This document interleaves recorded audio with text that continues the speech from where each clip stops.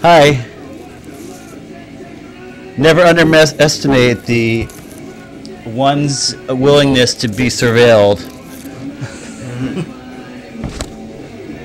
How's it going, Wade? Going all right. Going good.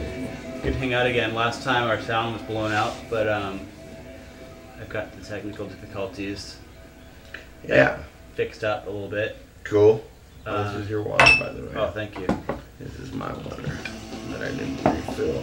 I thought there was some great things that you had to say last time that you could start off with, maybe re-saying so everybody can actually hear it, which would be, I don't know, like point about you're saying how can one person have control over another person? Yeah, well, the absurdity of it is what gets me. Just that, and anyone would say, well, all right, we're gonna pick this guy, and they think they have control over him, but they're picking him to tell them what to do.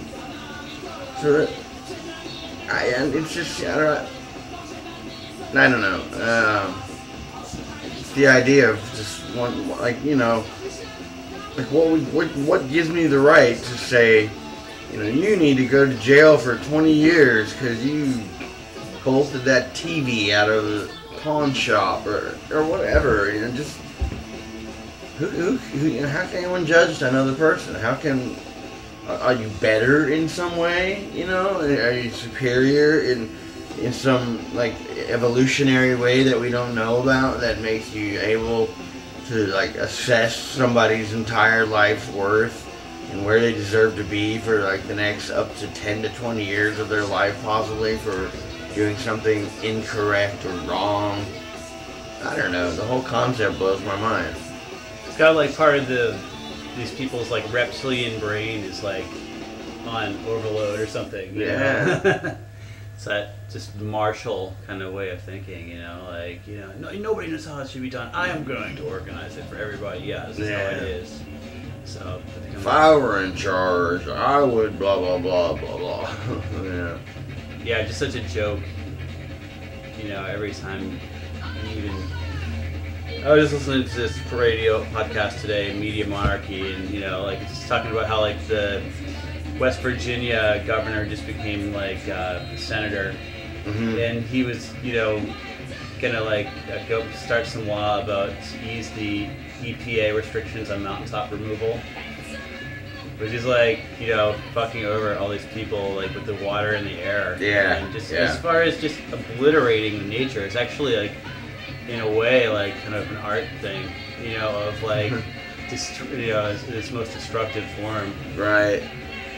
You know, it's like, you know, we're gonna recreate this whole ecosystem once we just obliterate it, you know. And who really cares what that's gonna be? It's like how, you know, like the microcosm of it being like your job. You get a new manager. Things are going to change even if they don't need to because the manager's got to put his stamp on everything. The new guy has got to say, well, okay, we're going to start running it this way now. And I don't know, it seems like that same kind of power. It's just a different expression of the same kind of power, which is like much more top-down, pyramidal kind of power structure. So the money didn't trickle down, but the power did. Money trickles up. Come on. Yeah. Money defies like gravity. Like a salmon. Yeah. What goes up stays up. Money. Yeah. You know. Yeah. I know. I mean, it's. I think. I mean, like when I was growing up, we were considered middle class. I think it's harder and harder to be middle class. I think that you know, the powers that be, the people that control things, they want the gap. They don't want to see us. They don't want to smell us. They don't want us going to their fucking hospitals. They don't want us coming in their neighborhood at all. You know, they just they have their little club and they're all rich and they all know each other and they've had to do things for each other and I got your back, you got mine. It's this whole club and you and I aren't in it. You know, and we're never gonna be. There's never gonna be, you know, any kind of equality without taking down the corporate motherfuckers. You know, some of them who might even be doing some humane thing on the side with some of their money, but it doesn't matter. Just the whole system has to be, just, you know,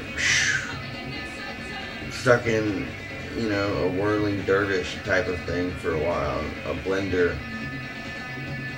Yeah, I mean, imagine with, like, you know, alien culture visiting us would, you know, they'd be like, man, these guys just are not ready to join us yet in the galactic consciousness. Yeah, yeah, it's probably why it's also hush hush. We tried to join up with them, and they didn't want us. What are we gonna tell them? What are we gonna tell the people? They didn't want us. I don't know. God's embarrassment. That's what Swan was always, you know, saying. He just like wash his hands on us. God just washes his hands on We're us. his biggest failure ever. Yeah. So. Yeah, definitely. If there ever was a failure. Although I have enough faith in the human race to be an anarchist, you know, like I believe people have the power and capacity to not just get along, but, you know, really be a community or small communities make, you know. There's some part of me that has faith that people could do it, that we could do it, that there wouldn't be enough cynical motherfuckers that everybody would want to do it. If you just kept at it and you get them to understand what you're saying and show them by practice. It's, you know, I wish I did more of this. You know, I'm in a weird situation financially. You know, I'm kind of being taken care of to some degree, but you know, not by like a trust or anything, just by my friends. Hell, I lost my train of thought. It's alright.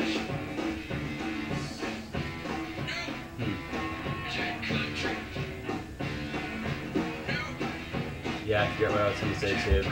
Yeah, well, I got off on. What I was getting at, anyway, eventually where I was headed with it is that I thought, you know, when I was growing up, I thought I was middle class, and okay, now I'm not middle class, is what I was getting at. I have, you know, my girlfriend helps me along. I'm not afraid to admit it. She helps me out with my shit, you know, and I'm real lucky that I found, you know, I know somebody who's got it together enough to be able to, you know, help me with things. And but the middle class is they want the gap to be further. They don't want there to be a middle class.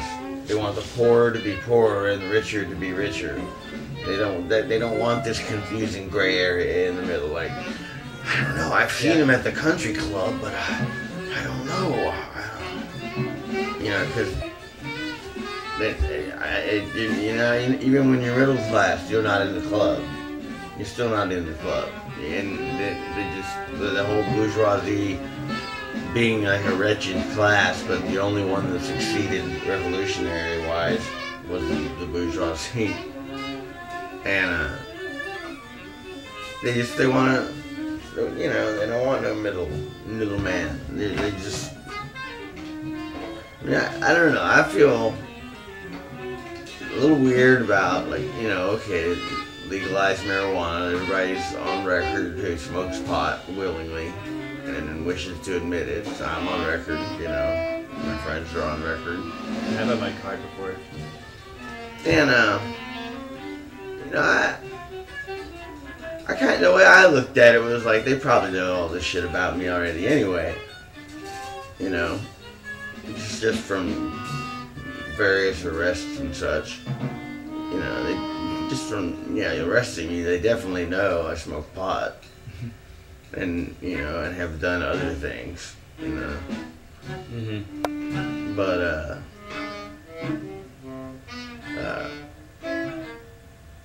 don't know, I lost my train of thought again. That's cool. I mean, I have, you know, like, the idea for utopian, you know, oneness is a good one, and there's definitely good ways about getting it if you had an enlightened elite, basically, you know, you could pull it off. Basically, you could just set up free everything, you know. That's what I always say. I mean, it's ridiculous. It's stupid that you have to pay for food and housing, and you know the insurance thing.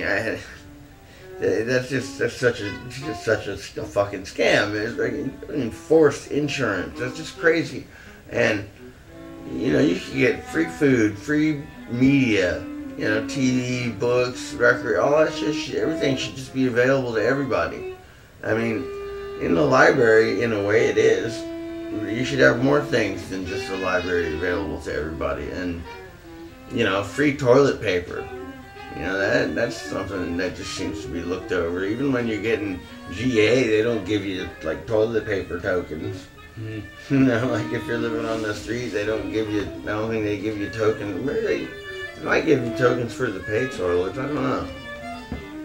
When I haven't been on the GA for a long. Do they still even call it GA? You know, Grant for artists. Grants for artists. Yeah, I heard it's like nothing now. Anyway. Yeah, it's like $300 or $400 or something. Oh, is it even that? I heard it went down to like $78 or something. Really? Wow, that's pretty brutal. Yeah. I don't remember who told me that though. Well, you know, we potentially could have the best of everything on planet Earth. Yeah, there's plenty for everybody. But people hoard and store because they think the end of the world is coming, or just because they think they deserve to have more than everybody else, or I think it seems like, okay, I have this cousin. She's super cool in a lot of respects. You know, smokes pot, sells pot. You know, she's not dodgy. She's not. She's I don't know if she got her SSI yet or not, but oh man, I'm gonna forget what I was just gonna say about it. Oh no, I didn't. I was just telling her, you know, I'm like, you just gotta realize, you know, you can't give your life up for a bunch of your stuff. She's like, oh no, if they came after my stuff, I would stand between them. She was like, they're not taking my stuff. Like, she is admittedly, you know, attached to her material possession to a degree where she would put her life on the line to protect them. Mm-hmm.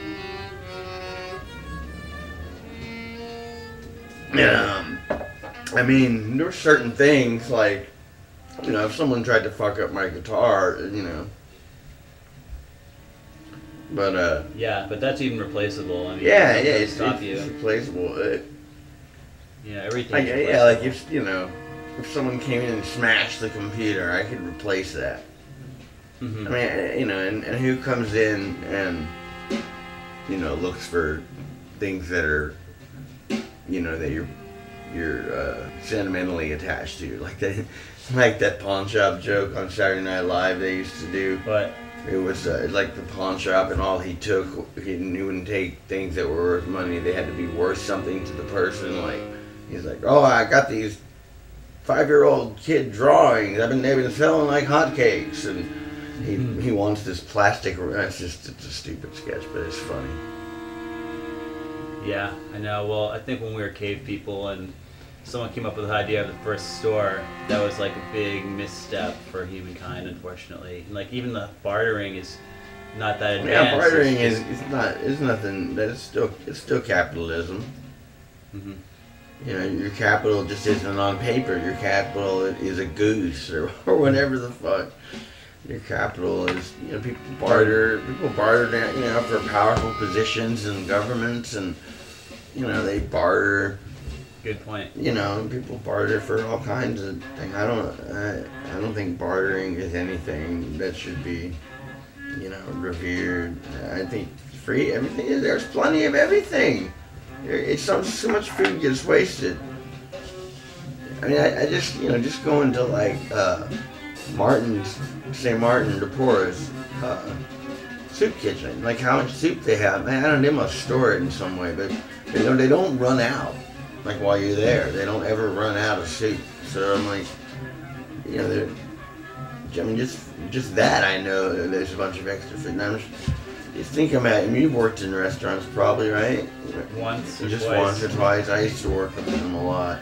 And, you throw away a lot of things that really there's nothing that wrong with. And I had a couple of weird I don't think I have a restaurant that did that. I worked at a Goodwill that locked their garbage can. They're like, you can't buy it, and you can't get it for free from the garbage can. It's like, you're just not going to be allowed to have it. Yeah, I thought that was really strange. Yeah. Bennick's coming. Yeah, where's he playing? The Jewish Community Center. I have the way over there. I have tickets. We got tickets way back, like in September or something. We got tickets, and it's for a whole little festival. There's 2 nights of performances and some lectures and talks and shit. I'm gonna try to smoke out with Han Bennick. Nice. Yeah, that's my goal. My main goal. Not my main goal, but Is he from Amsterdam? Yeah. So he knows all about that scene. Yeah, he's notorious for that. I've brought it. I shouldn't say any of this. Yeah, that's cool. Yeah, if you have any qualms, then don't. Is my philosophy. Yeah. Even if you don't, Yeah, no. Yeah, it's kind of a fine line or whatever. But to get high with Han would be killer. I'll say that much. Well, good luck with that, man. I don't know if he's performing alone or with the other performers, or they just said I don't recognize any of the other performers' names. It was just him that I saw. It's in March, so I'll probably just have a cane still. So I'll probably be up and around quite Yeah. It'll be good. And I'm hoping the cane will give me some sympathy with whoever's guarding the back room over there. Come on, man. Give the cripple guy a break. Work it, man. Yeah. So, I don't know. Do you think we could put on a reaction single or Yeah. you guys records and we can crank it up? I can do that. Let me turn off the free jazz. I like free jazz. Let's see, it's in here somewhere. Talk freely amongst yourselves. This is just sitting on my birthday right there, that's all. There you go. Something off of the 10-inch with clear vinyl. Yeah, let's check it out. Yeah, that's the cover down there. We'll give it a look too. That's excellent. And that cover was done by Mauser of Houston, who does covers $100 for a new design or $50 to pick something from her library. That's totally reasonable. She's Yeah, great yeah, too. Look at reasonable. this. She's great. She's got some great stuff. Yeah, I like it. Is it coming out over here? Oops. No, it'll come out over there. Turn it up a little bit. I forgot the labels are switched on this side. Let me turn it up. Yeah.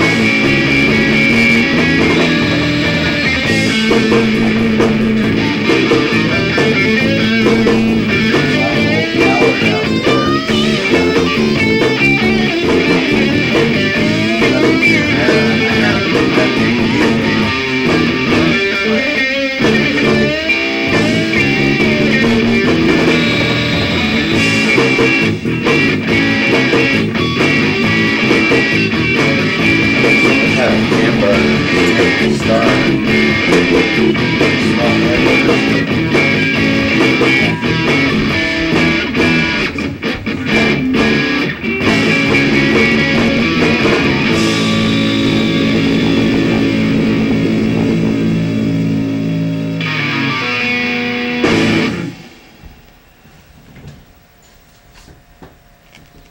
So, who's Peter Kropotkin?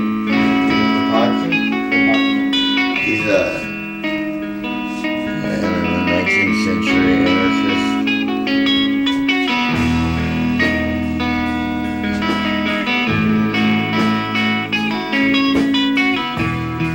Funny how the username Kropotkin.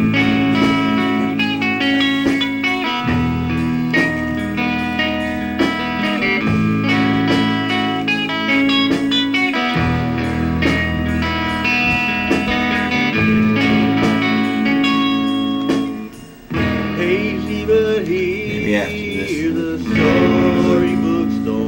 don't understand why it didn't pop up. There is a cloud just like a bomb. Big wind, storms that fly. A wind-driven spirit giant bulldozer. Ships on the shore.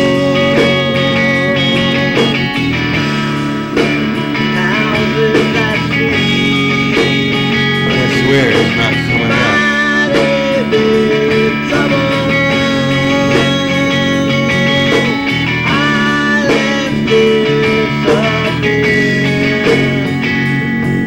Like a tempest in a big teapot where the sun shines the most.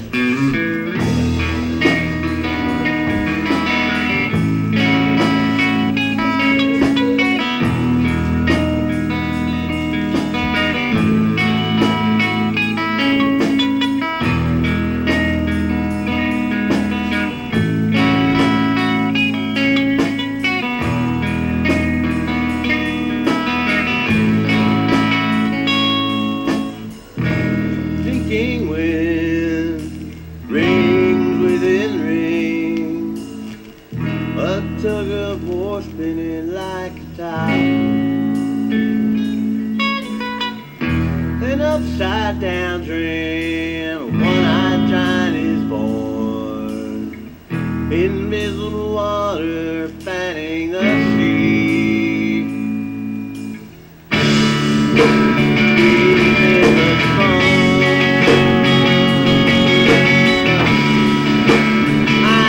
Wide open, mighty big trouble. I disappear like a tempest in a big teapot where the sun shines the most.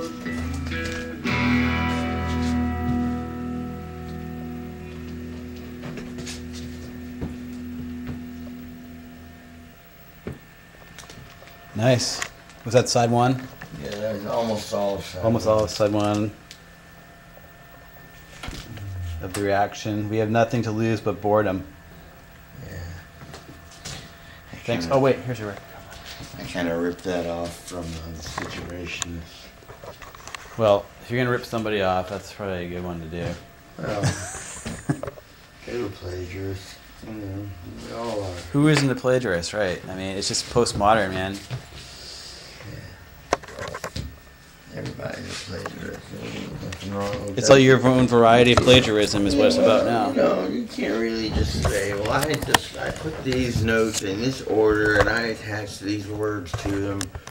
That makes it mine. That seems kind of silly. Yeah. That's like. I mean, I wonder what like John Cage would say. Like, do you consider it in your composition when you do these chants? You know, how he does the random chants thing. Like, say, I don't know, say you did something where you rolled some metal balls down various, leveled off, so so it would bounce and slide, make Right, like, that's a composition. Also. yeah, is that a composition? Yeah. And because I know the free jazz guys when they're done, they can we consider it a song. We consider we wrote it, and Yeah. Hey, do you have 1,000 Guitar Army by chance? I don't think so. Isn't that what the one John Sinclair? His book. Oh no, I have Guitar Army. Guitar Army, right? Guitar Army, yeah. Do you have that floating around here? Yeah. Fuck, I was just reading this. It's like my latest book that I've been reading. And everywhere, I just open it up and start wherever. John Sinclair, Guitar Army, and his writings back when it was all going down in '68, and his the White Panther Party and stuff like that. And it's pretty entertaining stuff. And he's a pretty soulful guy. I have to give, and he's smart. So. He was so mad at the MC5 when they used their money to buy cars and rock star things. Mm-hmm. And he kicked him out of the White Panther Party. Really? Yeah, it's all in there. He said they wanted to be as big as the Beatles. I wanted them to be as big as Mao. It's the big quote. Let me see. I'm looking at this one. It's a music review, actually. I just love his take on music. Actually. Yeah. It's called "Bringing It All Back Home." Is that the one? Let's see. That might not be it, actually. Let me just take a quick look.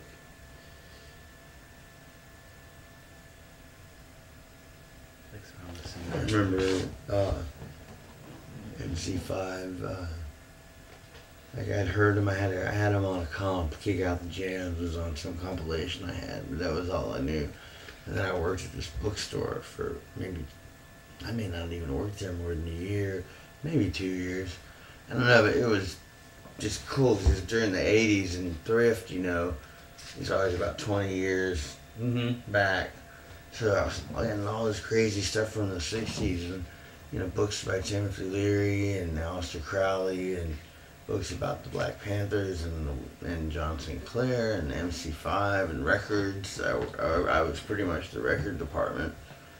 So they didn't pay me shit, so I had no problem just helping myself to it was all donated, Yeah, totally. And then they paid me $3.35 an hour. That was the minimum wage at the time. I got paid in Texas. Oh wow! I think I paid $5.50 here Really? when I first started. Yeah. My job I won't talk about right now because whatever. Yeah. Anyways, there's this really good section of this book, Guitar Army, where he's talking about this guy Marion. His name is Marzette Watts, and he's this musician. What's again? Yeah, and he was talking about this jam that they had going on, where this guy Marion, what's his name here?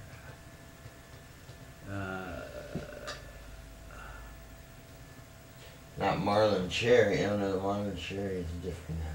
Marzette at the time lived a floor below Archie Shepp and 2 below Leroy Jones. Wow. At 27 Cooper Square in New York. That was a far up place. Marion Brown, Archie Farrow, and dozens of other musicians would hang out at Archie's and jam using various extra musical stimulants to get them into different musical vistas. Marion told me once about a day when everyone dropped acid and started playing in Archie's place around noon. 4 hours later, a huge knock on the door, and it was the tactical police troopers, riot helmets and all, demanding an end to the music. Out on the street, under the third floor window, people were standing gaping on the sidewalk and over the curb, and the traffic was lined up for blocks while stupefied drivers tried to figure out what that sound was. It was the sound of crazed men, people screaming and hollering to be free. Marion said there was dope and shit all over the table, but the pigs weren't even interested. They just wanted the fucking noise to stop. It must have sounded like the end of the world, Marion said, grinning. That's Yes. funny. There's a rumor that, or I pretty much believe to be true, that John Coltrane and Pharoah Sanders dropped acid for that famous Seattle concert that they made a record of. It's really good. It's with, I think, is Eric Dolphy on there too? I think Eric Dolphy might be on there. But it's crazy sounding. It's nuts. Yeah, I think the one live in Japan is also one of those. Yeah. It takes my favorite things into a pretty interstellar place. Yeah, it's one of the best songs ever, I think. We just watched The Sound of Music when we were in Brooklyn, staying at John and Jen's place with the other John and Jen. Oh yeah. That was the last. And hi guys, if you guys ever check this out. Hey, I got a split, man. Alright. It's great seeing you again. And let's get together and rap anytime. Yeah. You know, often, and just hang out. Alright. Thanks. Sure.